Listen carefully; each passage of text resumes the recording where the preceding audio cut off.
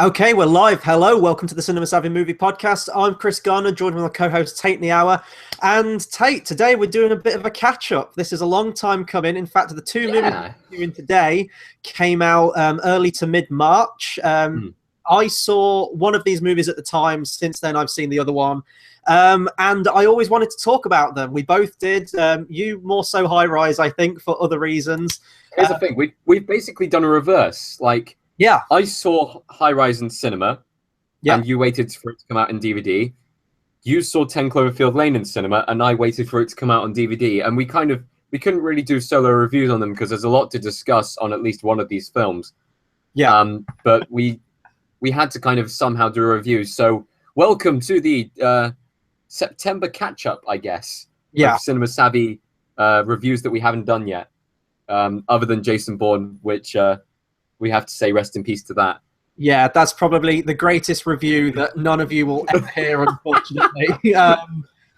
Files get lost and things like that. I don't quite know what happened with that one. Maybe we'll never know. But yeah, 10 Cloverfield Lane, I think we're in agreement we want to kick off with that one first. Should we get the... Yeah, we want to kick off 10 Cloverfield. Yeah. So 10 Cloverfield Lane was a movie, as I said, that came out mid-March, and it was one of those where it just instantly grabbed me with the trailer. I remember when it came out, there was a whole lot of discussion like this movie was happening, but the title was kept under wraps. And then I want to say they released the first trailer for this movie pretty much like a month before it came out, and it just took everyone went crazy. I guess the modern sort of description of that, or example of that, would be the new Blair Witch film that came out, where it was called The Woods, and then last minute at Comic-Con they said, it's a Blair Witch movie. But this one, I was really intrigued by it, especially with the cast. I love Mary Elizabeth Winstead, and John Goodman is just fantastic in every single thing I see him in. So I was pretty much hooked from this one, regardless of my thoughts on the first Cloverfield. I guess we can sort of talk about what we thought of the first one, although this movie is pretty much divorced from that movie as far as it physically can be. This is really a spiritual successor rather than a direct sequel. So I still debate it, and I still think there is a connection. I tried to make a connection without actually looking into the lore of the film, and you can easily try to make a connection. But I'm sure that it's just kind of, I guess it's a spin-off of some sorts based in the same universe, but maybe not at the same time. Yeah. And we should by the way, this is a spoiler review for both of them, by the way. Yeah, I was just going to say, these are going to be highly, highly spoiler-filled because we just think that these films have been out for so long. They've been out on DVD and Blu-ray a while now. So if you haven't seen them, please go and see at least this one, but stick around for our thoughts on High Rise because that will be really, really fun. So I'm just reading about this film, and probably the best way I can describe this film, even when I watch it now, is that it feels like two different movies mashed together, especially in the sort of the last 10 minutes of the film. And it feels like a full thriller film with a short film attached to the end. Yeah, it's almost like a student-made spin-off type thing, but really high production. It goes from a really, really good suspense thriller set in a house, which didn't even have to be even linked to Cloverfield in any way, shape, or form. And then I have a feeling that this ending has some people going, oh, yeah, I kind of liked it, and me going, no, actually, I didn't really like it that much because it kind of was nothing to do with the rest of the film. They always hinted throughout the entire film there's something out there. And immediately you think, oh, it's 10 Cloverfield Lane. It's going to be the Cloverfield. And in the end, like you said, it wasn't the Cloverfield. I said it was maybe something from their planet that they used to hunt for food. Like it's an alien thing. That's all you need to know. Yeah. Well, the best way I can describe this movie, and reading sort of a bit about the history of it and the behind the scenes, it definitely seems that way. These feel like studio notes. Because it's got here, I'm reading off Wikipedia here, the film was first developed from a script titled The Cellar, but under production by Bad Robot, it turned into a spiritual successor of the 2008 film Cloverfield. And as we said, that really only sort of kicks in the last 10 minutes. It's throughout. There's this mystery of what is out there, what has happened to the world. Is John Goodman just a crazy conspiracy theorist who's built this huge, massive, impressive bunker underneath the ground? Is he just crazy, or is there something actually out there? And I love that mystery throughout. And if I'm going back to my thoughts on the original Cloverfield, I remember liking it sort of all right when I first watched it, but I've since watched it a couple of other times, and it just dwindles in my just hype. It was one of those. Time. It was one of those films that had so much hype behind it because you saw everyone saw that initial trailer. I put it in my top 10 trailers of all time happily. It was phenomenal. It really was. It just sprang out, and you're just like, "Whoa! Oh my God! They ripped the Statue of Liberty off the head! Oh my God!" But then, like when the actual film came out, it was just like, "Oh, it's just like a found footage film. It's a bit cheesy in some parts. It's not really the best, and I didn't like the ending. The first half of the film was definitely very good. The second half, maybe not so much. This film, for me, I'd say started really kind of low, peaked up really quickly, kept on going. Then it hit the ending. And usually with some films, it plateaus and it's okay because it's the ending. With this film, I'd say it dropped back down a bit. Yeah, absolutely. And my thoughts on the first Cloverfield, just going back really, really quickly. I didn't like any of the characters looking back at it now. I think it came out at a time where found footage was sort of coming back into the swing of things. Everyone was. Yeah. I even heard some people going, "Oh my God, is this based on a true story?" I was just like, yes, because New York has been attacked by a gigantic underwater monster. Yes, that actually happened. Did you see it? Hold on. New York has been attacked by giant underwater monsters. New York has been attacked by giant marshmallow men. New York has been attacked by giant men, and Will Smith and Jeff Goldblum have had to defend us. New York likes getting attacked. Especially in films. Even if we dipped into TV, New York's been attacked by the Daleks. It's been attacked by like werewolves, everything. So we've from Dead. Like New York is just yeah. New York's just the sub of it, isn't it? But yeah, so looking back, I really, really didn't care for this one. And this one really, as I say, I know we'll probably discuss it more when we get into the review, but I think this is just completely separate from Cloverfield, and it's really only similar to Cloverfield in name only. And I don't know if that may be the very final moment where it's like, oh, we're pushing back on the Eastern Seaboard. Hey, come join us. And she's like, okay. Should I go join them? I got really nothing else to do, you know. Like weekends fine. Check my schedule. Yeah, let's go, Cali. Yeah, but to me personally, I think this film's only similar to Cloverfield in name only, and I don't know if a lot of people, especially with a title like that, were expecting a direct sequel or more of a sequel in line with the first one, and were a bit disappointed with this one. Personally, I wasn't, and I'm really glad that we finally get to talk about this movie because this movie is one of my favourite films of the year. Now, we have talked about the ending, and I do think the ending does really, really bring it down, and it is an unsatisfying conclusion to what is otherwise one of the tensest films I've ever seen in my life. Seeing this in the cinema, the sound system was really loud. There's not really many jump scares in this film, but the atmosphere and the tension is absolutely palpable all the way through. There's a great scene in this movie that you see in the trailer with the most awkward dinner scene in a movie I've ever seen since probably Shrek 2. And it's just fascinating to watch. I mean, you can chip in with this before we get into the performances and John Goodman, because, my God, he is amazing in this movie. No, credit to all the actors. I mean, all three of them that I would credit. Yeah. That would be John Goodman, Mary Elizabeth. Let's just call her, what's her name, Ramona.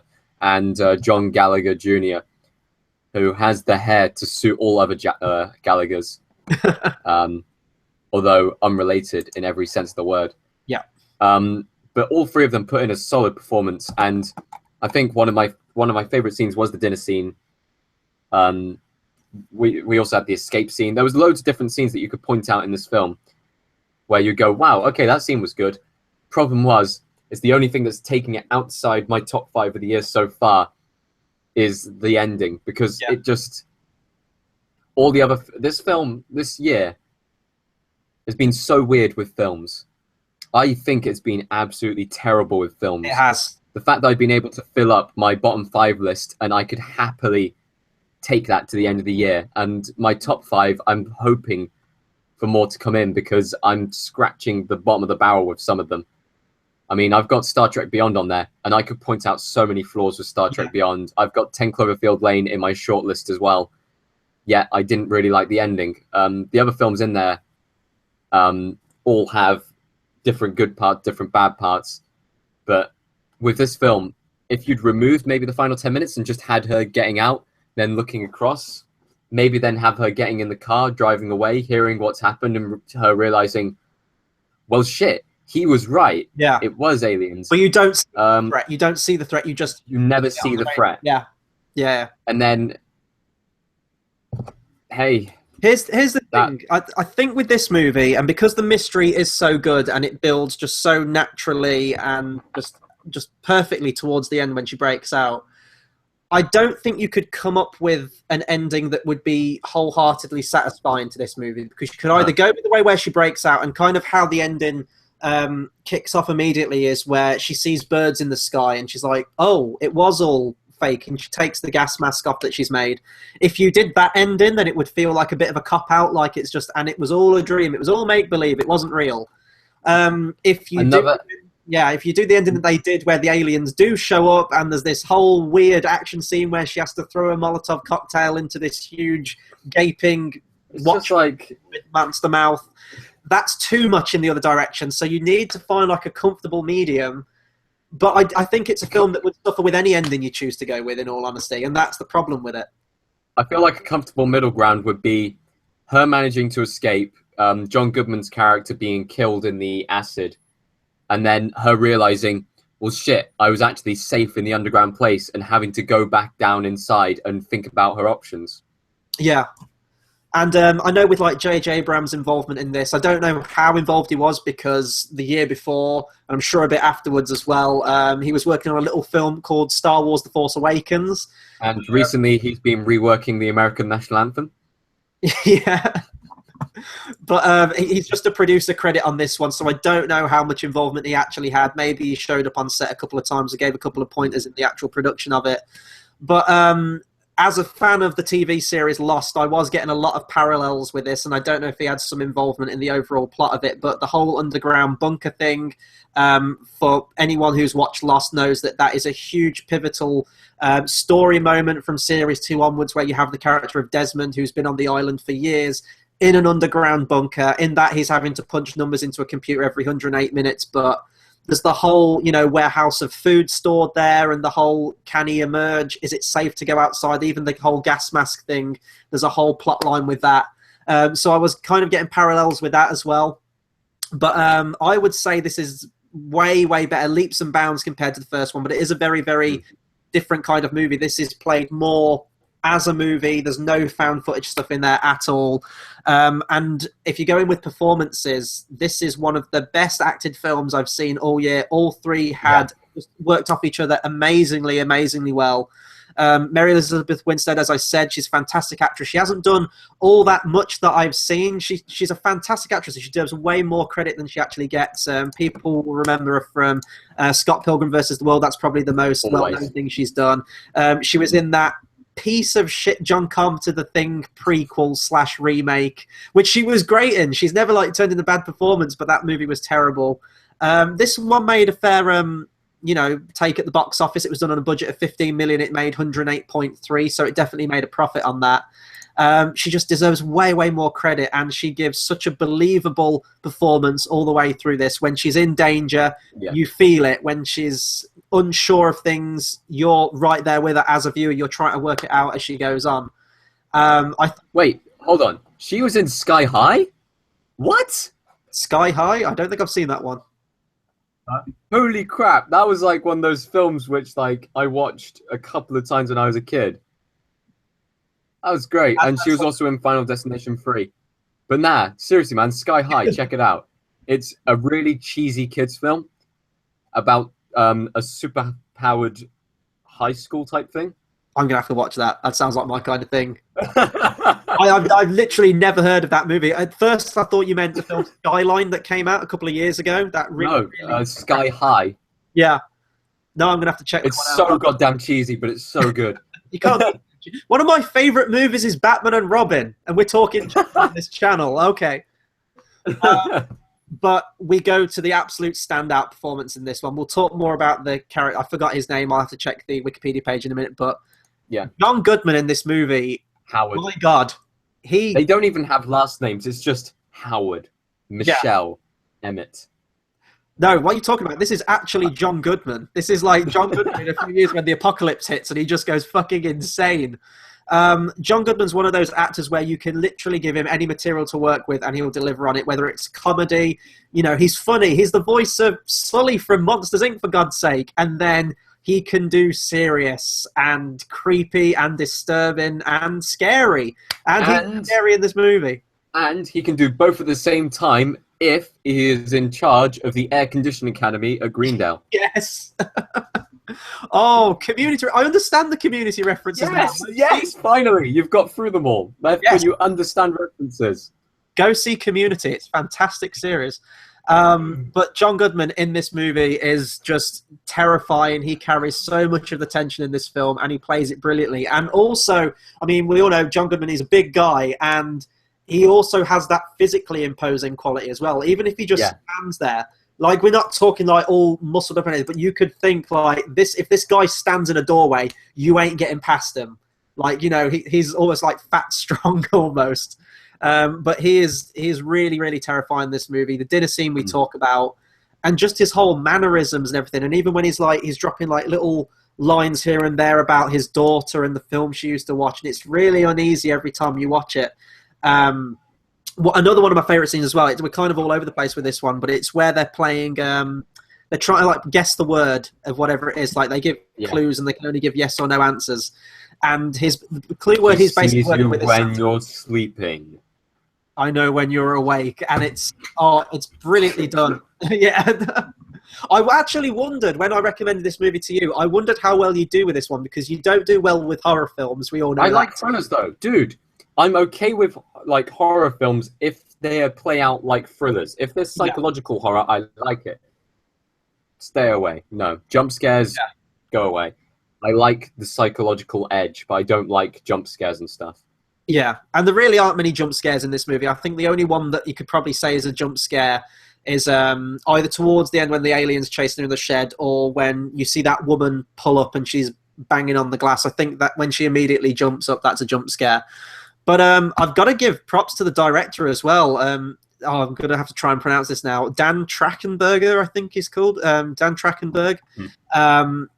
This was his directorial debut. He did an episode of Black Mirror, which was a fantastic BBC series. I think he did one episode on that. I think he helped write and direct that one. But this is his first big movie, and directing-wise is on point. The cinematography is great. The way he lingers on particular shots when it needs to ramp up the pace, he does that effectively. And I think he works well with the cast, because all of them give believable performances, especially the one we haven't talked about, John Gallagher Jr., who's kind of thrown into it. Is a bit of a wisecracking character, a bit of comic relief, but there's a really nice scene where his character and Mary Elizabeth Winstead's are sort of in opposite rooms to each other, but they're both against the wall, and they kind of give a bit of their backstory each. And it's a really, really nice character moment. And I think with a film like this, you do need those character moments, and I think they're effectively done in this. I loved all the characters, which makes it all the more heartbreaking and shocking when his fate is ultimately decided towards the end of the movie. You need those heartfelt character moments just to have them ripped away when he gets shot in the face. Yeah. And, off camera, the sound cuts out, and you really do feel that sense of disorientation, and just like, this guy's got shot point blank range right next to this character, and you liked his character. He was a really likable character. You wanted to see him survive, but this is at the point where John Goodman just goes batshit insane. And it's just, all the ingredients of this film are fantastic, and that's why it's one of my favourite movies of the year. And I can't write it off completely based on the ending. I know that the ending for any film, like, you could have a bad film, but if it has a fantastic ending, you're always going to remember that part, because that's the last thing you remember before you walk out of the cinema. So it is important to get a good ending, which makes it really frustrating with this movie, because I would recommend this movie to people. I mean, I recommended it to you. I guess in hindsight, I could have done a solo review, but I'm glad that we get to talk about it now. It is a fantastically made movie. However, the ending really does, it's just a gut punch to this film, and it's such a shame, because up until that point, it was without a doubt leaps and bounds one of the best films I've seen all year. If you can deal with the ending, I mean, I can watch it, I can tolerate it, but it really does feel like a different film, which is really, I really want to see what the ending would have been if this had have just come out as The Cellar, and it had been like this self-contained, almost like... Do you know what? We would have called it out for being too much like Buried, or too much like these other films. And I think that because it's 10 Cloverfield Lane, we can call it original. We can. Yeah. That alien element at the end made it original. Yeah, and I mean, having watched Stranger Things now, another sort of horror sci-fi element, I do think it has the ingredients of that in there, and I could almost see this as like one of those episodic, almost Stephen King horror type movies. Probably the best one, I guess, to compare it with would be Misery, where you've got Kathy Bates' character. She takes the writer in, and she won't let him go. She wants to keep him there, and that's kind of the element you have with John Goodman in this film. But you do question whether he is doing it for her best interest, if he is doing it to protect her, or if he's like a weird serial killer, or if he sees this girl as a daughter figure, like this creepy father-daughter thing. There are all these questions that you answer. And I think even at the end, when John Goodman ultimately dissolves in a vat of acid and burns alive, Yes. in this just horrible oozing mess, it's kind of like the character from RoboCop. I don't know if you've seen that movie he almost looks like that. Even by the end, I still think you question whether he was a good guy or was he a bad guy. You see how the film ultimately pays out, where the alien invasion has landed and they're gassing the planet and everything like that.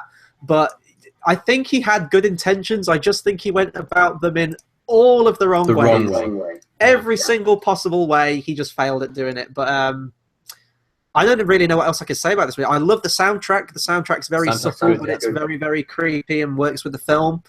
I've pretty much said everything I can.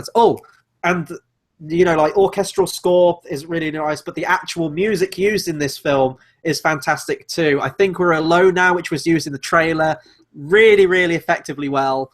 And when it's used in the film on the jukebox, it does have that uneasy quality to it, and that's another element that reminded me of Lost, where the character of Desmond has a record player and plays some of these great like 60s, 70s hits or whatever decade this song came out. There's so many ingredients that work well in this film. It is just the last 10 minutes, but I've pretty much said everything I can on 10 Cloverfield Lane. I'm good for that, but I would like to now move on very swiftly to what I am calling the worst film I have ever seen in cinema. I can guarantee you now. Bold statement. That's a bold statement right there. This is the worst film I have ever seen. And there are many elements that go into that. It's not the worst script-wise. It's not the worst cinematography-wise.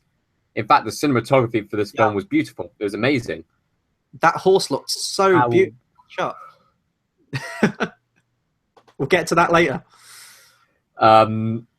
Yeah.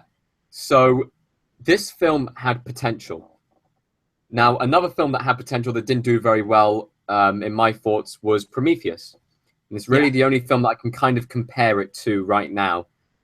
Prometheus had potential because they thought, it's going to be part of the Alien franchise, it's going to be amazing.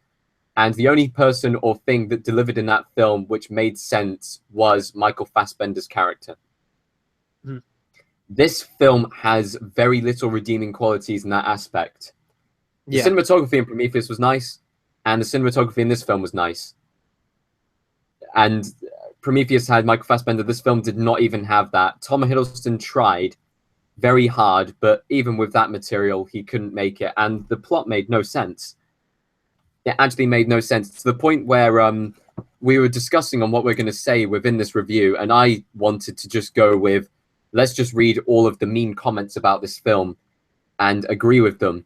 And for most of them, I do agree. But what I think would be even more enticing would be to read the good comments and see how we react to them. We'll give our balanced opinions as well. I've got a lot to say on this movie, but go ahead. We'll fire up the first comment. So we've got like Wheatley's 2011 film Kill List, which I haven't seen. High Rise switches genres effortlessly. Black humor at one moment, dystopic parable the next, until it becomes its own singular, horrifying, immensely captivating thing. I didn't find this film captivating in a single aspect.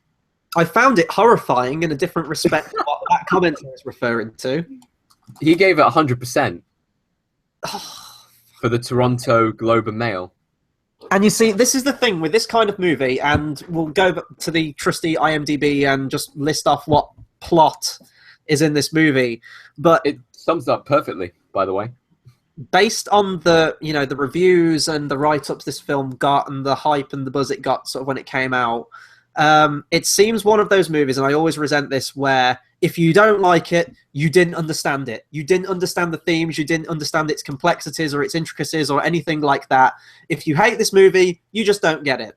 And I hate movies like that. One of the biggest films of that for me is 2001: A Space Odyssey by Stanley Kubrick.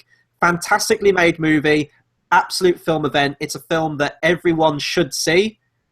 I don't particularly enjoy watching it. It bores me. There's only a particular scene in that with HAL 9000, is it? Which I found really interesting. Is a great character. The rest of that film, I really couldn't give two shits about, in all honesty.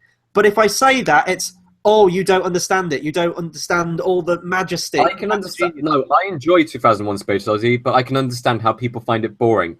I cannot, for the life of me, understand how people liked this film. No, and that's what I mean. But if we don't like this, people will be in the comments saying, well, you don't understand the themes of it. I do understand the themes. I get all the commentary it's saying on society and different social classes and the hierarchy and everything like that. And it's kind of done so terrible. Yeah.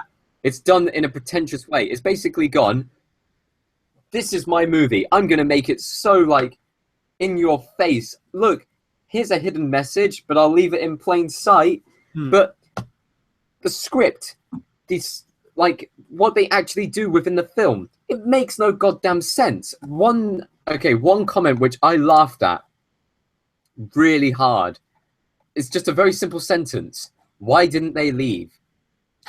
And two things. One, this person could be really deep here. He could be saying, why didn't the people in the cinema leave? Yeah. But what I think he's saying is, why didn't people just leave the apartment? And he's raised a good point there. Because all of the shit that goes down within the tower, they could have just left. They could have just gone. And that would have been like, it. Done. And it's just like, why? Why did they leave the tower? I think context. So do you want to go through the plot on IMDb? Yeah, sure. The plot on IMDb is, life for residents of a tower block begin to run out of control. In the first 5 minutes, Tom Hiddleston's character has eaten his pet dog. Yeah. Now, I will say, when the film immediately started out, I was really intrigued by this scene because it was kind of... I love dystopian future, things like that. And yeah. I was getting really Mad Max vibes from it. I was like, oh, God, what has happened in this world? It's almost like Judge Dredd. I mean, we've seen plenty of films that are done in all massive high-rise blocks. Kind of like Dredd, that's dystopian as well. Everyone's way of life is just destroyed. He's in very formal clothes, yet he's all covered in blood. He's having to eat a dog. What has happened? And the review I have of this film, other than it being a pretentious, just artsy piece of wank, is the potential this movie had. The plot on the surface is great, and you can say a lot about it, but it feels like a movie that thinks it's smarter than it actually is. I'm just going to read out the cast list now. Yeah. Tom Hiddleston, Jeremy Irons, Sienna Miller, Luke Evans, Elizabeth Moss. Why did this film not work? Yeah. And exactly the level of talent you've got in this with a plot that you could say a lot about. You could say a lot about it. It's a movie that has a lot to say and doesn't say anything. And I think when I was watching it, I was messaging you at the same time and you were like picking out all the bits I was having to look out for. But I think I did say that I could see a Kubrick directing this movie. It seems very much like his subject matter. You could compare it to Clockwork Orange and what that has to say. Eyes Wide Shut.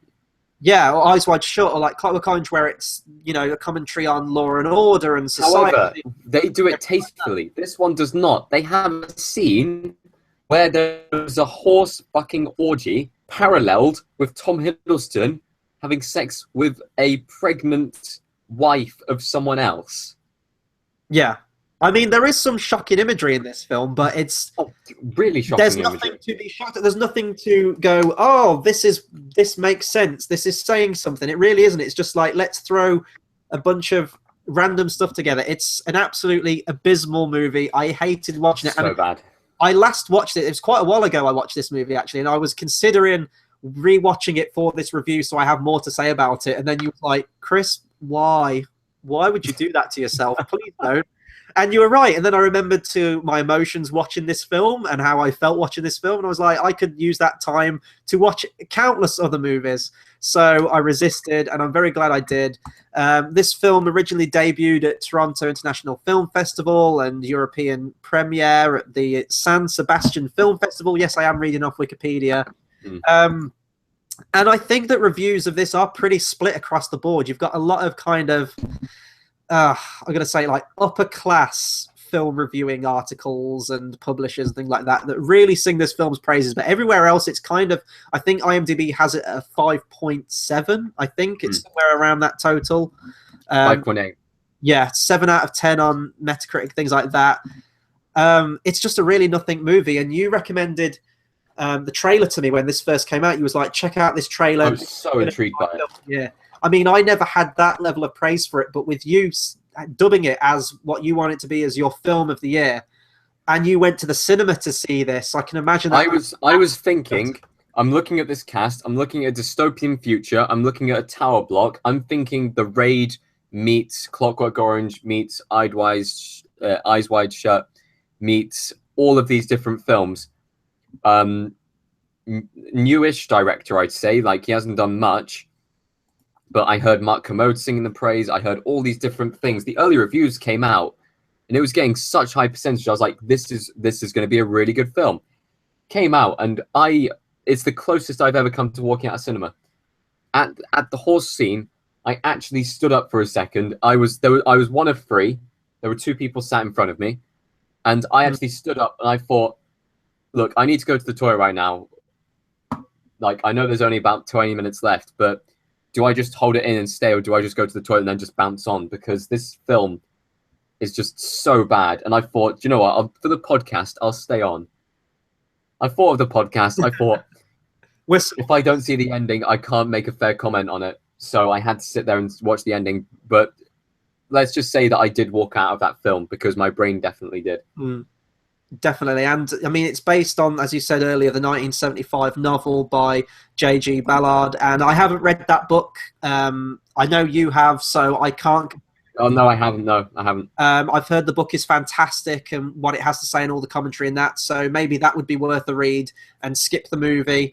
I can only vouch for the movie and what I saw. And what I saw was abysmal. The only thing where I kind of perked up and went, oh, okay, this is all right now, is when Reece Shearsman came on screen. He's a fantastic comedian. He's in things like League of Gentlemen and Psychoville and a lot of British comedies. And he's always enjoyable. It looked like he was having a lot of fun with this. It looked like it was right up his alley. But other than that, it's really just a nothing watch. I have instantly forgot. I'm really struggling to even think of anything to say about it now. It's truly, truly a terrible movie. Not quite sure whether I'd have it as my worst film I've ever seen. I've seen a lot of bad movies in my life.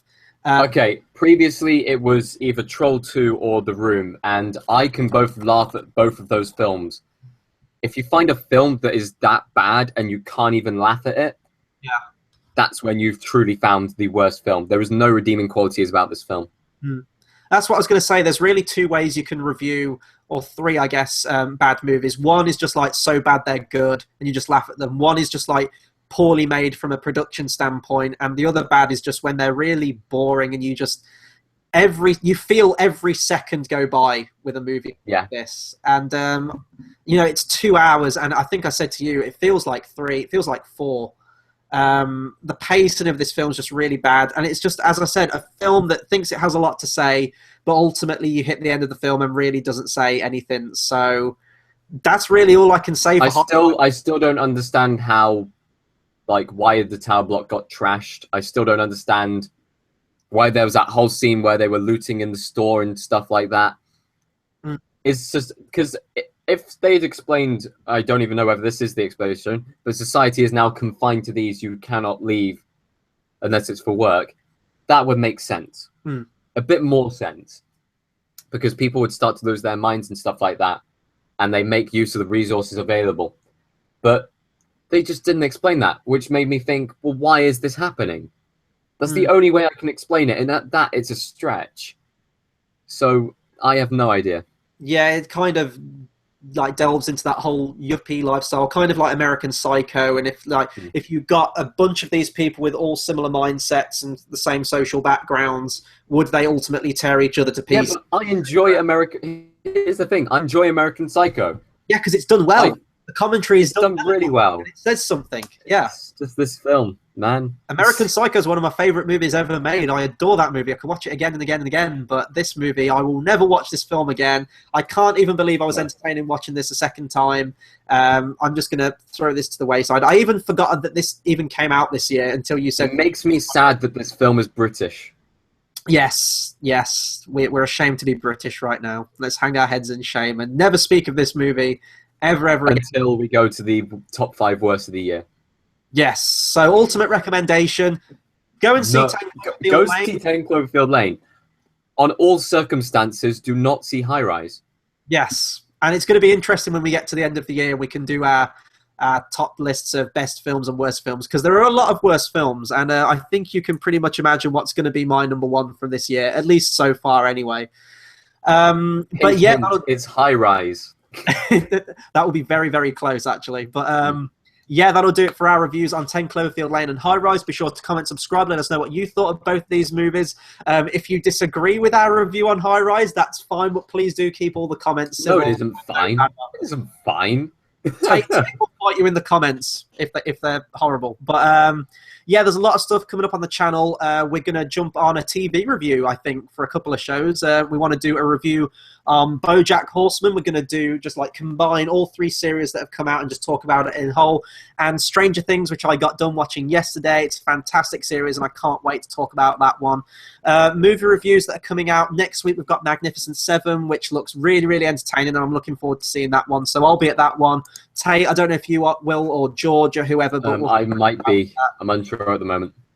Also, at the end of the month, God, we've got a lot of shows on this channel. We've got Timestamp 0 at the end of the month, which you can find the straw poll link. We also need to do Battle of the Brackets. Battle of the Brackets, man, we've got so much stuff. And also, as well, next week when Magnificent 7 comes out, to me, I know we're probably out of summer now, but that, for me, is the last proper summer blockbuster. So I would like to do a top 5 best and worst movies of the summer of this year. So a lot of stuff coming out. There'll probably be reactions from me as well if there's new trailers out. So please do hit that subscribe button. Tate has something to say. Go for it. Yes.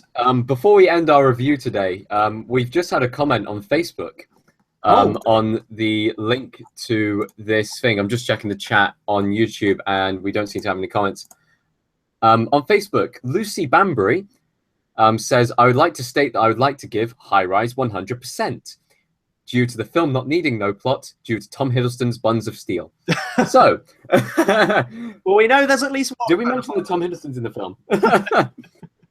Hey, he might be Lucy Banbury's free pass. No matter what the actor puts out, it's a good film.